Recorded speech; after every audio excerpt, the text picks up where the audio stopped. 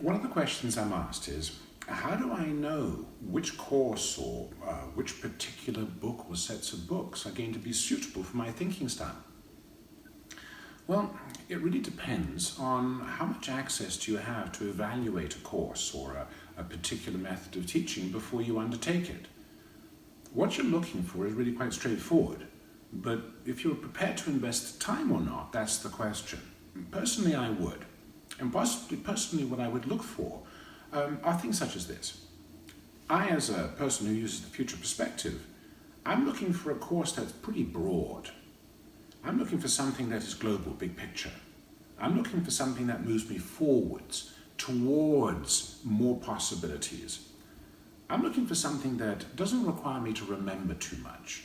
It isn't asking me to learn by rote or learn multiplication tables, just as an example, or a new system or language in order to be able to glean this learning. I want something that excites my mind to open up and be creative. So the kinds of courses that are going to be suitable for me are the kinds of courses that aren't trying to just convey information, but they're courses that are designed to move me in my thinking, to open it up.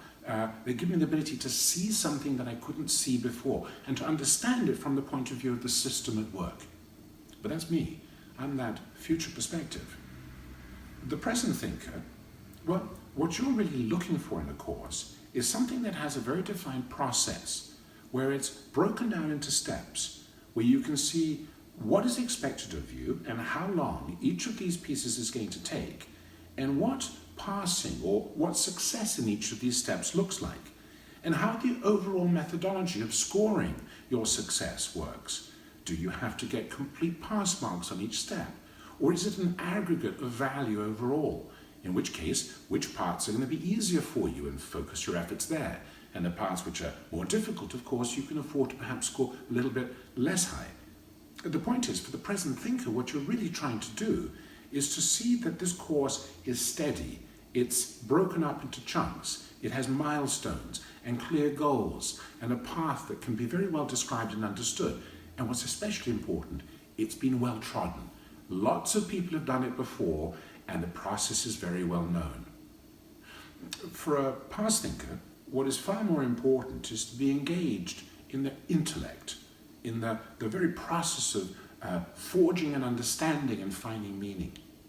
So in this sense, courses which were much more about the exploration of historical material, and by historical I don't mean history, 1066, the Battle of Hastings, or what year did such and such a war happen. What I mean by historical is anything that is.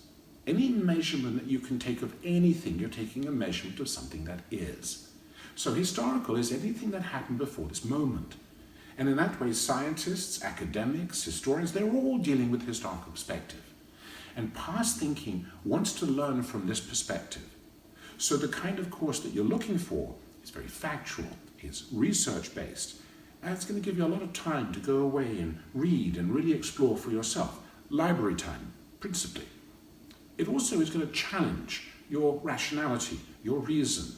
It's going to forge deeper meaning and understanding in things. This is the kind of course that will engage you if past perspective is your primary thinking style. So for each of us, whether we're looking for the things that move us forward towards possibility, or the kinds of courses that are very clear and well mapped out and well trodden, well-worn paths, or the kind where there is this rigor of intellect, this need to explore and to understand and to prove one's understanding, to prove one's authority in the subject. This is what you're looking for. This is what will really keep you motivated and staying on track with your work.